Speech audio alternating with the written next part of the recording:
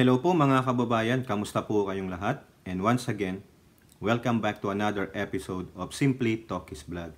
Ang pag-uusapan natin mga kababayan is all about the first couple.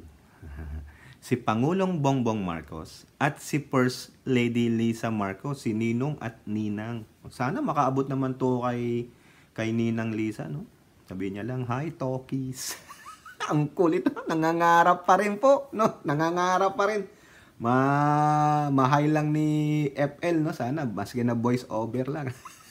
O kaya email lang. Nandiyan naman yung email natin. Tuwan-tuwa siguro tayo, no? Anyway, bago po tayo magsimula, tayo po yung magbibigay pugay sa lahat ng ating channel members, followers, subscribers, nagla-like at nagsishare ng ating mga videos, sa mga nagsishare ng kanilang blessings through super chat. Tama ba yun? Super Tama, super chat, super stickers, and super thanks. O, yan. At ganun din po tayo nagpapasalamat sa lahat ng ating mga masugid na taga-subaybay, no? Naka 20,000K na po tayo. Achievement unlock, no? Moving forward tayo sa 25K. Paunti-unti, pero sa awa ng Diyos, ika nga, nasa tao ang gawa, nasa Diyos ang awa. Pero wag tatanga-tanga.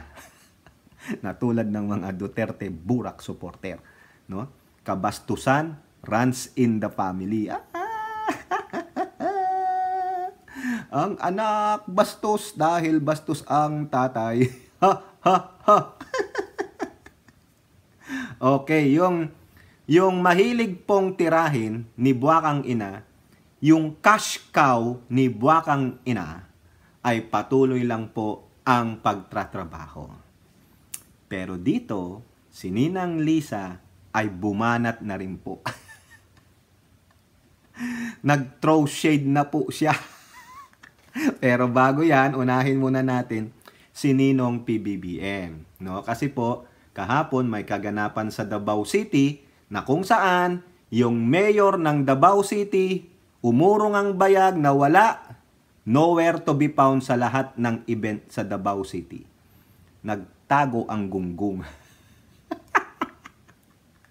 Baka iniisip niya, hindi niya naman presidente yung pumunta doon. Eh, sinong presidente niya? Ni hao! Di ba? Ni hao! Si Jing Mao! Ito po, unahin natin itong balita na to, no? Sa Manila Bulletin. Kasi kahit ano dito ang sequence, pwede na to, no? Ano ba to? Marcos pushes for redesigning. Redesigning, ha?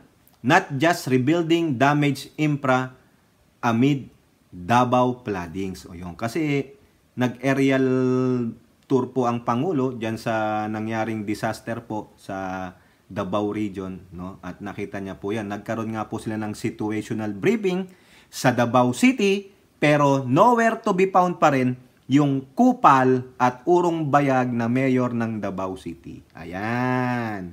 At ang sabi ng Pangulo, rather than simply rebuilding roads and bridges destroyed by the massive flooding and landslide in Davao region, President Marcos is pushing for redesigning this infrastructure to make them safer and more climate suitable. O, ayon ang walang aspiration. Di ba? Yan ang sinasabi ng kupal na mayor ng Davao City. The chief executive presided over a situation briefing on Wednesday and conducted an aerial inspection of the area's hit. Quote, on the infrastructure side, we will prioritize those roads and thoroughfares that are necessary for us to be able to provide support to those who become victims. But for the longer term, the President wants to redesign the public infrastructure in consultation with the DENR, which can guide the government in building more climate-resistant roads and bridges. Ayan po ang sabi niya. Kung i-rebuild lang natin ang lahat ng masisira, ganun din ang mangyayari. If we are going to rebuild it, we have to rebuild it in a way that is more, kailangan mas matibay. Ayon, di po ba? Tama, mali. Okay? Marcos further that doing the rebuilding of the Davao region's infrastructure in such a way will be something that I think we can attend to as quickly as possible. O nakita nyo, di ba? Walang aspiration. Walang lab. Di ba? Think of the Romanovs. Tangina mo, gago.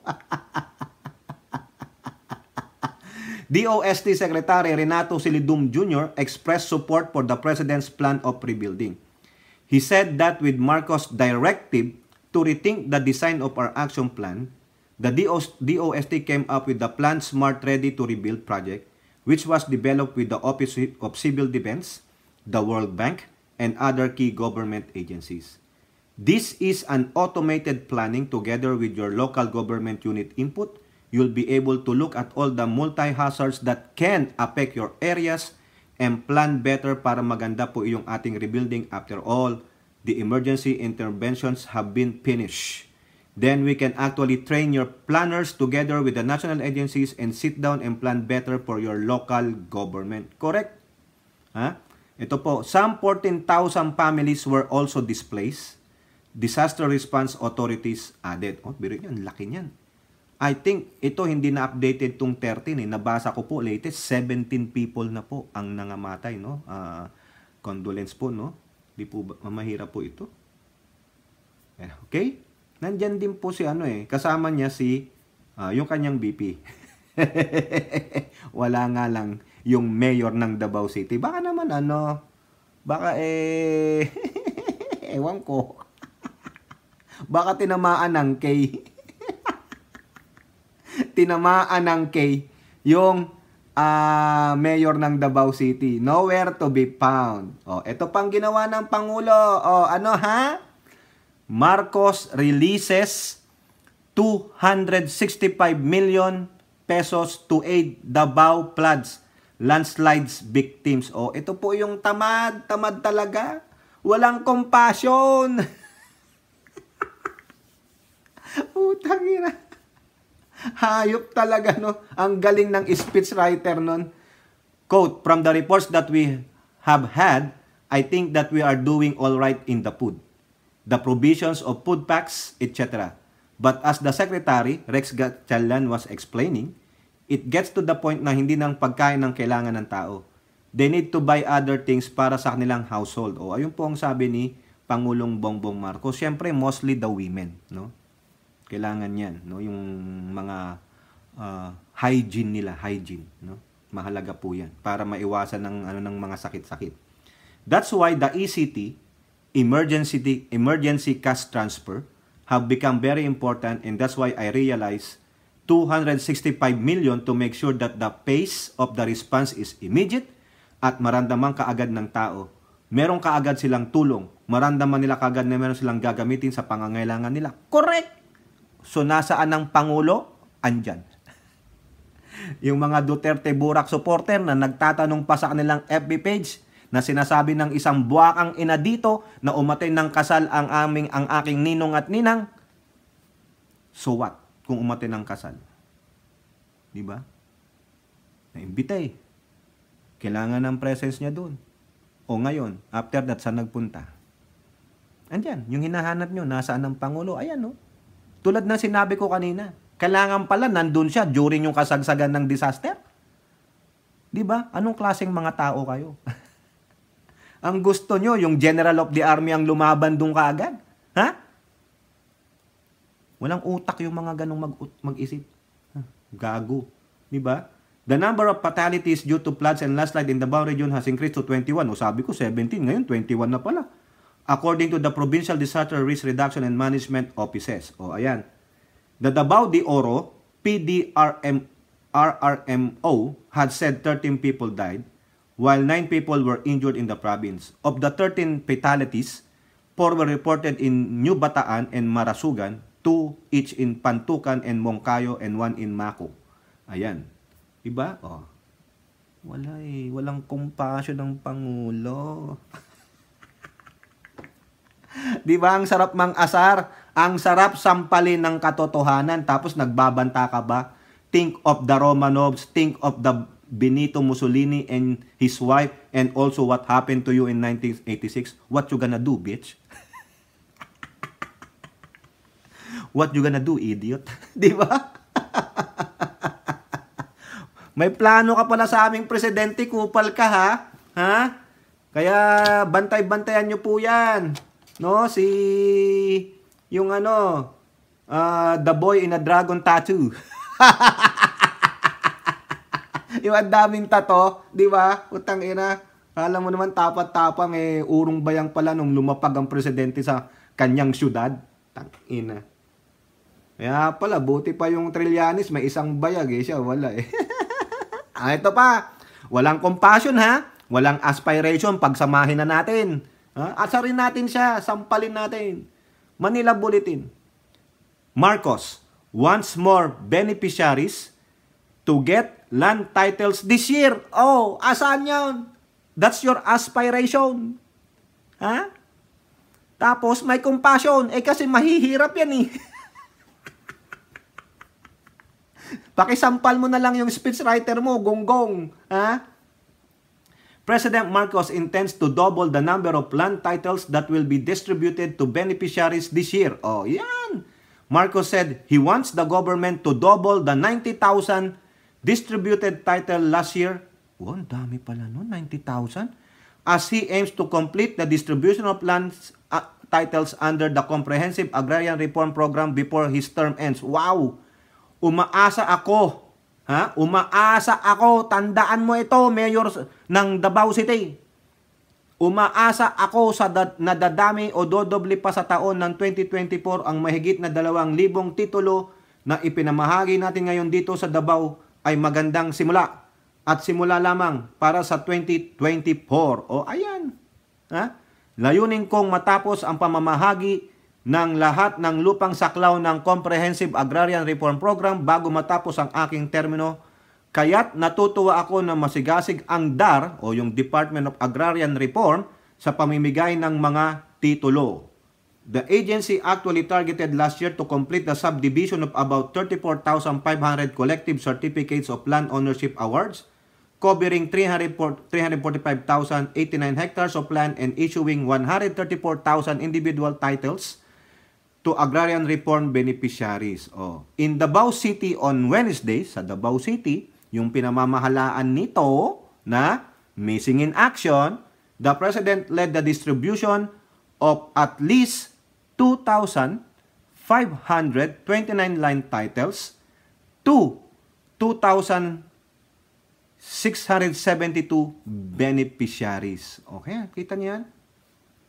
He told the people of Davao that the distribution of land titles was the first step to enable farmers to be freed from poverty. Di ba? Compassion and aspiration.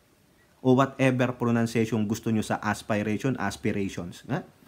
He vowed to them, nangako, vowed, that his administration will uplift their lives, assuring them of the whole of government approach to ensure that farming will no longer be the most difficult jobs in the Philippines. Tandaan mo yan, isaksak mo sa kokote mo, ikaw na mayor ng Davao City. Kita mo? Walang compassion, walang pagmamahal, walang aspirations. Ayan. Di po ba? The chief executive, however, emphasized that farmers' freedom from hunger and poverty will not be achieved only through the distribution of land titles. He said the administration should provide them all the government assistance and services they deserve. Kaboom! So, ibig sabihin, ang Pangulong ito, ang administrasyong ito, ay labis ang pagmamahal sa mga magsasaka, sa mga agrarian reform beneficiaries dahil matagal na silang hindi napagkalooban ng mga benepisyo at mga titulo ng lupa na nararapat para sa kanila. Panahon ng tatay mo, ilan ang ginanito? Ilan ang sinabing ganito? Hindi lang dapat dito sa distribution ng land titles hihinto ang trabaho ng gobyerno para sa mga magsasakang ito. Kasi pag yan, okay na. Kaso wala silang pera pang ng lupa. Pangbungkal ng lupa. Walang pera pambili ng abono, pataba. Paano sila mabubuhay? Ganun pa rin. Ibebenta na lang nila ang lupa. So ano ang sabi ng gobyerno? We should provide them all, lahat ng government assistance and services they deserve. Nasabi ba yan ng tatay mo? Nagawa ba yan ng tatay mo? At very kudos po, saludo po sa Secretary ng Agrarian Reform, si Secretary Peralta ba to? Ha? Tama niyo ako kung mali ako, ha? Kasi ito po yung apo yata ito nung Secretary din ng Ministro ng Agrarian Reform din nung panahon ni Apo Lakay. Mahusay, magaling. Ngayon, pinalibutan ng Pangulo ang sarili niya ng magagaling ng mga sekretaryo. Paano si Sara? Ewan ko. She needs to show up. Di ba? Tama, mali. Ang ganda, no? Di ba? Hindi titigil ang Pangulo. Hindi niya iiwan. Pangako niya yan. He vowed to them that he will uplift their lives, assuring them of the whole government approach, at hindi siya titigil sa pagdidistribute lang ng lupa sa mga agrarian reform beneficiaries. Ibibigay natin lahat ang pangangailangan nila at tulong that they deserve. Di ba? Ano pa? Yung farm to market roads, kailangan din ng mga karagdagang infrastruktura. Kung kaya naman, magpapagawa rin tayo ng mga bodega at kalsadang malapit sa mga sakahan sa pamilihan para hindi na kayo nahihirapan na dalhin ang inyong ani mula sa pinagsakahan ninyo hanggang doon sa palengke. Kaboom! That's the aspiration. Aspiration, whatever. Diba? Tama, mali. Tapos susumbatan nyo ang Pangulo na mag-resign na lang? Who are you? Ikaw ang dapat mag-resign kasi ikaw ay may sakit na K. Kayo nang mag-isip kung ano yung K. Di ba? Para mababa pati ang presyo, mas malaki ang kikitain ng ating mga magsasaka. Correct. Para wala na yung middleman. Magsasaka, palengke. Kasi ang mangyayari, yung magsasaka, magbebenta ng tanim niya. Pupuntahan ng middleman. Bibilin sa farm gate. Magkano yung 1 kilo ng sibuyas o bigas sa farm gate? Sabihin nyo, 10 piso. Okay, mura. So, hindi natin alam kung kikita yung farmer o hindi. Kasi baba ng benta niya sa farm gate. Ang gagawin ng middleman, i-distribute niya ngayon yan dun sa palengke. Yung merchant. Siyempre, iloload niya yung gamit niya. May mga tauhan siyang gagamitin, babayaran niya. So, ilalako niya yan, pupunta niya doon. Tatravel niya. Pagdating doon sa merchant, siyempre yung 10 piso, papatungan niya yan ng expenses niya. Labor cost, manual cost, saka yung fuel surcharge niya. Sabihin nyo, bibenta niya ng 30. Ano lang to? Example lang, sa merchant. Okay, 30. Di kumita siya ng Sabihin nyo, after all, kumita siya ng $5. 5 pesos. Sorry na. Sorry naman. Sa 10 piso. 10 piso yung gastos niya dun sa pahinante niya, dun sa gas niya. Okay? So, kumita siya ng 10.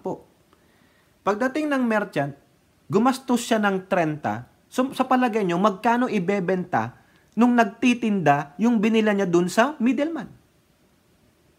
Yung bigas, magkano? 60.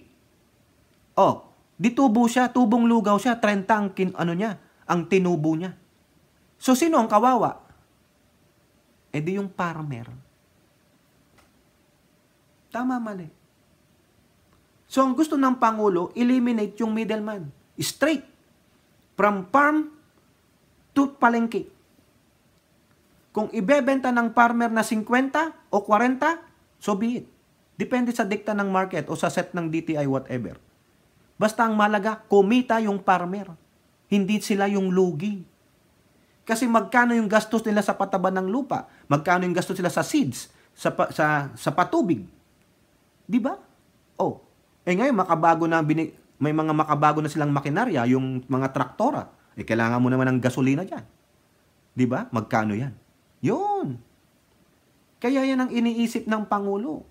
Hindi sabi niya, sa una nating vlog, hindi kinakailangang baguhin na yung konsepto na ang magsasaka ang siyang pinakamahirap. Di ba? Yan eh. Pag magsasaka ka sa atin, pinakamahirap kayo. Mangingisda kayo, pinakamahirap kayo. Dito po sa lugar namin, this is a farming place. Ha? Ang mga magsasaka o farmers dito, ang mga milyonaryo. Nabi ng Pangulo yan. Dito sa ano niya, oh. Sinabi ko na po yan eh. Oh, ulitin lang natin para maipakita ko sa inyo na hindi nagsisinungaling ang Pangulo. Saan ba yun dito? Nakita ko na yung quote card na yun eh. Hindi na tayo papayag na ang pinakamahirap na hanap buhay ay ang magsasaka. Ako, agree ako dyan. Gusto kong makita ang mga magsasaka, mga ngingisda, mga coconut planters natin o whatever, na umangat naman ang buhay nila. Dahil ang hirap po niyan. Diba? Yan ang may compassion. Diba? Mayor ng Davao City, that's compassion. Tapos magsasalita kayo nang walang compassion ng Pangulo. Gunggong pala kayo eh. Diba? Tama, mali. Magre-resign ba ang Pangulo? Ikaw ang dapat mag-resign dyan na mayor ng Davao City. Dahil wala kang K. Pero meron kang malaking K. Wala kang K na magsalita pagsabihan ng aming presidenteng mag-resign. Remember the Romanovs? Remember Benito Mussolini and his wife? And remember what happened to you in 1986? So what you gonna do, bitch? Di ba ang sarap sabihin? What you gonna do, bitch? Di ba? Yan ang hindi maalis-alis sa isip ko eh. Kapal ng mukhang magsabing mag-resign ng Pangulo at magbanta pa ng mga taong pinatay. Di ba? So, ibig sabihin, may bala ka. At anong karapatan mo para pagsabihin ng aming Pangulo na mag-resign? Kayo nga ang baggage ng Pangulong ito. Kayo. Yung mga supporters nyo pa, ang gatong ng gatong. Kayo ang divisive, mga hayop kayo. O, eto na, mga kababayan. Eto ang maganda dito. Ang ating First Lady, si Ninang Lisa, no? Nagsalita na rin po. Sa kakabash ng walang utak na ito, ng buwakang inang ito, mga kababayan, ang First Lady natin, bumanat na rin. Tama lang yan. No? Pero simpleng banat lang. Kasi itong buwakang inang ito na dinimanda ng mahigit sa 2 million, compensatory lang yun, ha? Hindi pa kasama ang punitive damages. And ano pa ang hinihinging relief ng mga lawyer ni Abel Bacudyo. Ang cash cow nito, parang ang bangko nito sa pagbablog ay ang first couple. Tingnan nyo na lang lahat ng videos niya dyan. Majority is about FL Lisa and our President, PBBM. No? Ngayon, si First Lady, bumanat. Wait to go, Madam Ninang. Isang hi naman dyan. Kaya naman, no? Sabi mo lang, hi, Tokis. Sino ba to? Sabi niya, siguro, walang yung bata to. Di naman. Supporter po tayo, Ninang. No? Supporter ako ng pamilya nyo, ha? Hindi lang po si PBBM. Hindi po ako tulad ng iba dyan na selective. Eh di wow. Yun ang gusto nyo. Wala naman akong pakialam. Ano rin pakialam ninyo kung suportahan ko ang pamilya ni Ninong PBBM. O, di ba? Masasabi na, para ka rin si TP. So what? Anong pakialam ko kay TP? Hindi rin ako kilala ni TP. O, di ba? Di ko rin siya kilala. O, basta ako supporter. Eh, bakit? Ninang ko si Ninang Lisa eh. Eh, di makininang kayo. Di ba? Kung gusto nyo, wala mang ginagawang masama sa akin ng Marcos. O, di ba? Hindi nila ako minumura. O, ba't ko sila mumurahin? Hindi rin ako binabati ni Sandro, si Kambal. O, bakit? Galit ba ako? Hindi. Kasi, it's for my support to the family. Yan lang yon. Hindi po ako sipsip, pero sabihin nyo na lahat, eh kayo ang inggit. Mahirap talaga pag inggit, pikit. Kasi kayo full of hatred. Okay sanang i-hate ninyo yung mga taong puro negativity. Ganon. Eh kaso hindi eh. Some of you love the negativity. O, di ba? Okay, ako hindi. Eto po, mga kababayan, sa GMA News Online. First Lady. Filipinos have class. Don't use hurtful words. Ayo! Antindi ng sabi. O eto pa, parinig dito sa buwakang inang to. Tingnan nyo ha. Ang tindi bumanat nung aking ninang. O, defamation. O, di ba? Unang bana kaagad ng balita. Defamation. Di ba? Parinig kay buwakang ina. Defamation is knocking at your door. Knock, knock, ding dong. Is Claire Contreras there? Okay, you've been summoned. Here is your summons. Court order. Defamation and hurtful words have no place in the country under the bagong Pilipinas. First Lady Araneta Marcos said on Wednesday. Ay talaga, Ninang Lisa. Talagang hindi makakauwi ito. Eh may defamation lawsuit.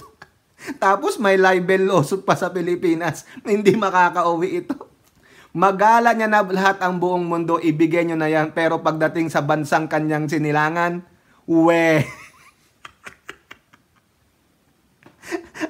I'm gonna knock on your door, ring on your bell, you open your door for me. I'm gonna hand over this court order and summons for defamation lawsuit. Ano ba yung inawit ko? Ano ba? In a speech at the launch of the launch of a medical laboratory services program in La Union. Uy, doon pa sa bayan nila Missy, sa La Union. Saan bayan sa La Union? The First Lady said Filipinos have class. Uy!